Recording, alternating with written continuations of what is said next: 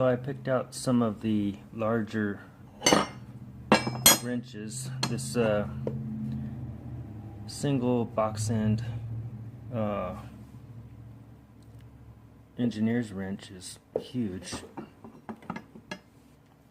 Let's see what I got here. Got 17 inches on that one. This is Williams, right? These are all Williams here. This one's been modified. All